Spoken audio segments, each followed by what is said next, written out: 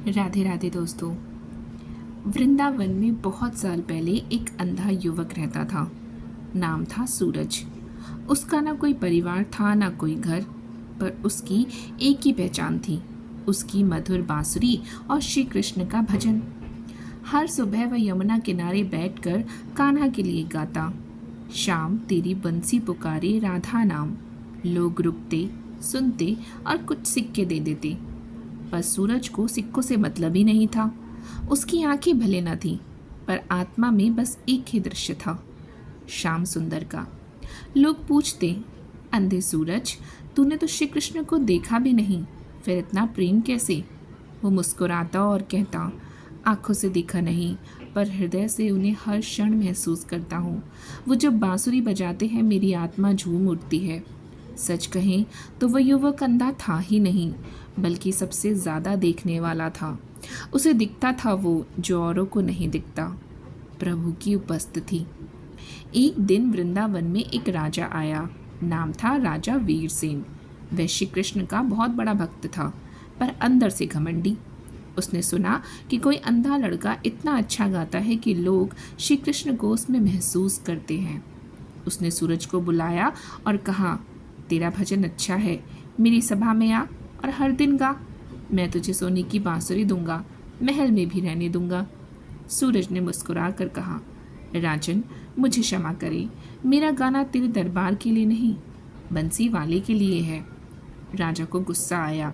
उसने कहा, अगर कृष्ण सच में तुझे सुनते हैं तो एक दिन उनसे मेरी भेंट करवा देना, तभी मानूंगा कि तू सच्चा भक्त है, वरना तू बस एक भिखारी है। उस रात सूरज खूब रोया। यमुना किनारे बैठकर उसने कहा, प्रभु, आपसे भेंट की इच्छा नहीं, बस इतना जानना चाहता हूँ, क्या आप सच में मेरी पुकार सुनते हैं? आंसुओं से भीगी बांसुरी उठाई और गाने लगा, तेरे बिना कौन है मेरा, अंधे को भी तू ही बसेरा, कभी सुन तो सही इस टूटे दिल का सवेरा। तभी यमुना की लहरों से एक गहरी आवाज़ आई, सूरज। वह कांप उठा। कोई सामने खड़ा था, गले में वनमाला, हाथ में बांसुरी और मुस्कान में संपूर्ण सृष्टि। कान्हा? हाँ सूरज, मैं रोज सुनता हूँ तेरा गीत। सूरज फूट फूट कर रोने लगा, प्रभु, मुझे दिखने की ज़रूरत नहीं, आपका स्पर्श ही जीवन है। अगले दिन सूरज राजा के पास गया। राजन, मेरी श्री कृष्ण से भेंट की। उन्होंने कहा, यदि तुम्हें विश्वास हो तो आज रात यमुना किनारे आओ। राजा ने हंसते हुए कहा, ठीक है, देखता हूँ क्या होता है। रात को सूरज वही गीत गाने लगा। कुछ क्षणों बाद चारों ओर से बांसुरी की ध्वनि उठी, वृक्ष झूम उठे, यमुना नाच उठी और आकाश से पुष्प बरसने लगे। और फिर प्रभु श्री कृष्ण प्रकट हुए और राजा उन्हें देख नहीं पाया। उसने कहा, कहाँ है तेरा कृष्ण? सूरज मुस्कुराया, जो अहंकार से देखेगा उसे कुछ नहीं दिखाई देगा, पर जो प्रेम से देखेगा उसे श्री कृष्ण हर दिशा में मिलेंगे। प्रभु बोले, राजा, तूने तो सूरज को तुच्छ समझा, पर उसकी भक्ति ने मुझे खींच लिया। अब तुझे सिखाने आया हूँ, भक्ति सिंहासन से नहीं, हृदय से उपजती है।